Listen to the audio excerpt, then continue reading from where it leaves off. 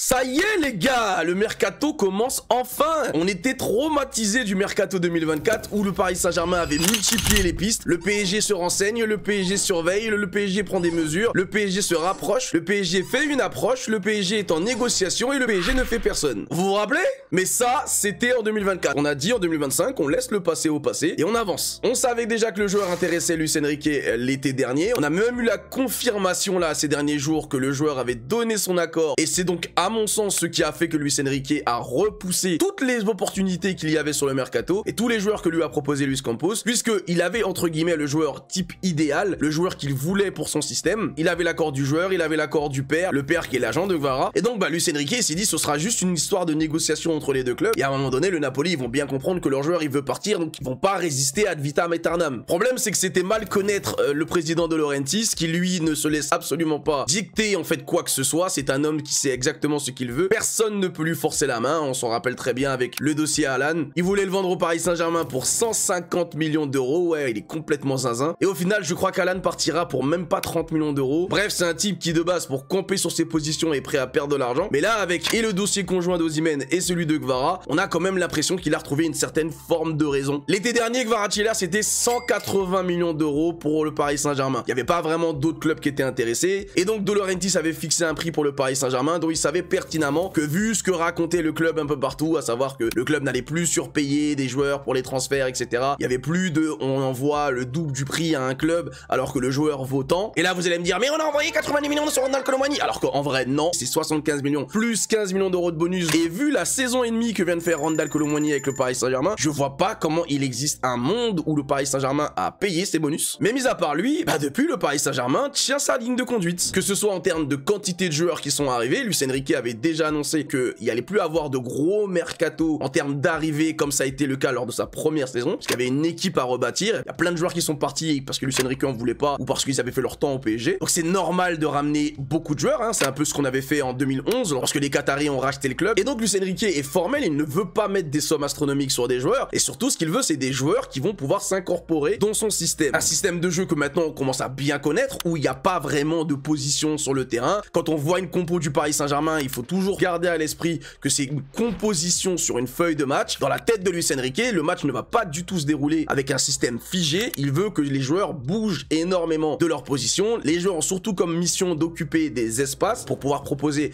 des solutions aux porteurs du ballon, mais ils tournent énormément, le numéro 9 doit redescendre dans le milieu de terrain, les milieux de terrain doivent se retrouver dans la surface, les ailiers écartent ou alors prennent l'intérieur, mais les latéraux c'est exactement la même chose sauf que eux ils doivent défendre en plus, et les défenseurs centraux et le gardien doivent accompagner tout ce bordel. L'image que vous avez de Guardiola en train de parler sur un tableau noir, c'est à peu près comme ça que joue le Paris Saint-Germain. Et ça, c'est pas tous les joueurs qui sont capables de s'adapter parce qu'il faut être intelligent, faut savoir bouger, faut savoir prendre une décision très rapidement, en très peu de temps. Et il y a des joueurs qui ont un tel fonctionnement, ça perturbe complètement parce qu'ils n'ont pas cette fibre et cette sensibilité du mouvement, du jeu sans ballon. Quand ils sont dans un système figé dont le but est de mettre en avant leur qualité, ils sont parfois même meilleurs que des joueurs dans le système de Luis Enrique qui a pour but de mettre en avant en fait le collectif. Et c'est pour ça que je vous disais déjà l'été dernier que même si je le trouve Lookman plus fort que Bradley Barcola, je préférais un profil du type Jadon Sancho, donc un ailier meneur de jeu. Rappelez-vous, j'avais beaucoup utilisé cette expression dans ma vidéo, parce que je pense que Luis Enrique préfère ce type d'ailier, tout simplement parce que dans son système, c'est peut-être le meilleur fit. Les ailiers organisateurs, type David Silva, Lionel Messi, Bernardo Silva, Jack Grealish, à l'époque où ils savaient jouer au foot, en plus d'être des joueurs qui savent percuter avec le ballon et qui ont une sensibilité technique un peu plus élevée que la moyenne, ce sont surtout des organisateurs, mais des mecs qui ont cette capacité de savoir s'extirper du système comme de s'en incorporer. En fonction des besoins du match, en fonction de où est le ballon et en fonction de la tendance de ce dernier, ils ont cette capacité de savoir s'ils doivent rentrer dans le système du collectif,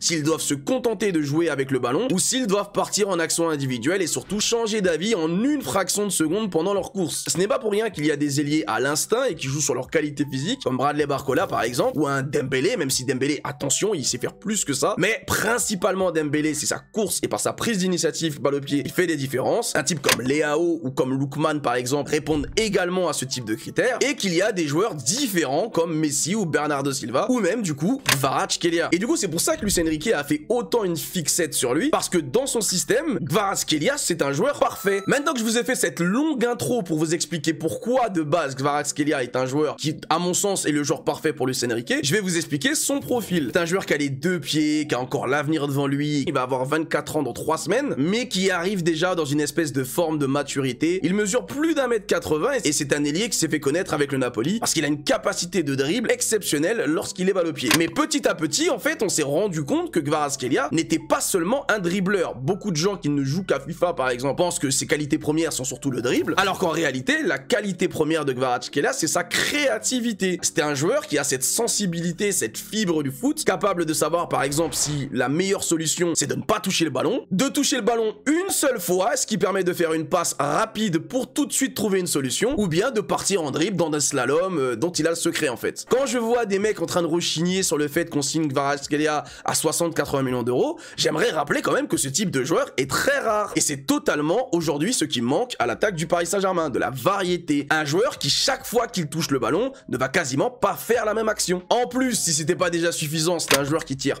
très bien les coups de pied arrêtés. Corner, coup franc indirect et même coup franc direct, il est capable de les mettre. Faut vraiment comprendre qu'en termes de profil, c'est un joueur qu'aujourd'hui le Paris Saint-Germain ne dispose pas. Parce que oui, attention, on a Désiré Doué qui a cette sensibilité et cette fibre technique. On a également Lee Kang-in qui a à peu près ce profil-là aussi, mais avec un pied gauche. Sauf que là, en termes de niveau, bah, c'est pas du tout le même. Pour moi, c'est au moins 3 crans au-dessus de ces deux joueurs. Kvaratskhelia, c'est un joueur qui a touché les étoiles en Serie A, qui a surdominé le championnat lorsqu'il était en duo avec Victor Osimhen. C'est un joueur qui a montré qu'il était capable d'être le meneur de jeu de son équipe, ce que Désiré Doué n'a toujours pas encore prouvé aujourd'hui au Paris Saint-Germain, même si attention, là, il est sur un très bon moment. Pareil pour Lee Kang-in, qui fait de très belles séquences avec le Paris Saint-Germain. Et d'ailleurs, je pense que si le PSG fait venir Kvaratskhelia, Désiré Doué va se recentrer dans le milieu de terrain, là où il est le meilleur à mon sens, puisqu'il est dans le cœur du jeu, et c'est là où il est le plus létal. Et j'aimerais que ce soit à peu près la même chose pour Lee Kang-in aussi, parce que je trouve que Lee Kang-in est beaucoup plus intéressant lorsqu'il est dans le milieu de terrain, plutôt que perdu là-bas sur un côté. D'ailleurs les gars, est-ce que je vous ai déjà parlé de Lee Kang-in, mon petit bébou là? Bref, tout ça pour dire que Kvaratskhelia, il arrive au PSG, bah c'est titulaire les gars. C'est comme pour Ousmane Dembélé. On parle de concurrence avec Bradley Barcola, mais là il n'y a plus de concurrence. Bradley Barcola, ça devient le backup de Kvaratskhelia. Donc on résume, Kvaratskhelia c'est un ailier meneur, ce n'est pas un ailier percuteur. Il n'est pas du tout du même profil que Leao, Lookman, etc. C'est un meneur de jeu avant tout, et qui va déstabiliser nos adversaires, surtout quand c'est compliqué, quand on se casse les dents sur une défense à 6, à 7, où on n'arrive pas à dribbler parce que les joueurs ont besoin d'avoir un peu plus d'espace. Kvaratskhelia, lui, tel un Pastore, c'est un joueur qui va être capable de te donner un ballon dans la surface de réparation, sur une passe cachée, sur une passe lobée, sur une passe qu'il va inventer. Et pour te donner un exemple plus récent, tu te rappelles la passe de Cherki qui a choqué tout le monde au Parc des Princes pour Mikotadze? Bah voilà. Sans même parler du fait que c'est un gros caractère. Ça aussi, c'est quelque chose qui manque, je trouve, au Paris Saint-Germain. Certes, on joue très bien, nos joueurs sont des bons gars, ça se voit. Ils aiment le football, ils sont professionnels et tout, y a rien à dire. Mais sur le terrain, parfois, il faut se révolter. Il faut savoir parfois avoir les crocs. Parfois, les matchs, tu les gagnes pas avec ta technique et avec ta puissance balle au pied. Tu les gagnes avec ton mental parce que t'as des mecs sur le terrain qui ne lâchent rien, qui n'abandonnent jamais et qui vont même parfois contre le destin du match. Kvaratskhelia, c'est un joueur comme ça aussi. Il a cette mentalité de toujours vouloir gagner. Il a ce truc en plus qui fait qu'il est capable d'emmener une équipe avec lui. C'est aussi pour ça d'ailleurs qu'au Napoli, ils l'ont souvent comparé à Maradona. Outre l'aspect technique qui est évident, c'est aussi parce que c'est un très fort caractère et c'est quelqu'un qui n'hésite pas à dire ce qu'il pense, à se rebeller quand il le faut. Et après voilà, il est géorgien, pour pas rentrer dans les clichés, mais et qui fait partie totalement en termes de profil,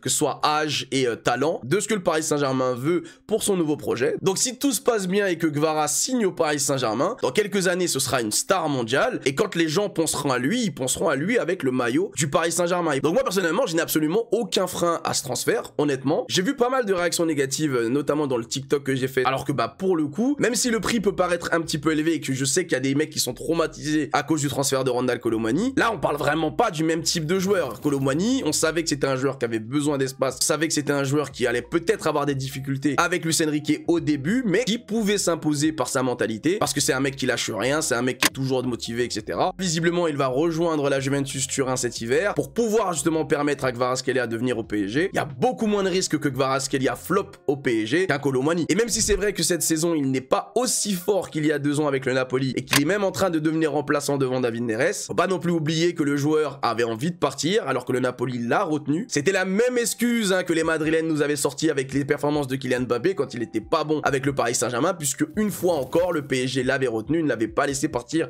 au Real Madrid. Un joueur, quand tu le retiens et qu'il a vraiment envie de partir, faut pas attendre de lui qu'il ait des performances extraordinaires. Certes, il veut gagner, mais il va pas le faire comme lorsqu'il est dans une équipe où il se sent bien, où il a envie de rester rester. Donc pour moi, son début de saison n'est absolument pas un argument. Son président avait qu'à laisser partir l'été dernier, ça aurait arrangé tout le monde, le club, le Paris Saint-Germain et le joueur. Bref, la vidéo est terminée. Je pense que je referai d'autres types de vidéos comme celle-ci, parce qu'en vrai, les gars, j'ai kiffé là. En vrai de vrai, j'ai kiffé. Hein. Là, je sais pas, j'ai l'impression qu'avec YouTube, on pourra faire plus de choses qu'avec TikTok. Genre si je fais ça là, est-ce que le monteur il va le laisser dans la vidéo? En tout cas les gars, dites-moi vous ce que vous pensez du transfert de Kvaratskhelia au Paris Saint-Germain. Est-ce qu'il vous emballe ou est-ce que vous dites ouais, c'est encore un joueur qui va flop, de toute façon, Luis Campos il s'est ramené que des joueurs de merde.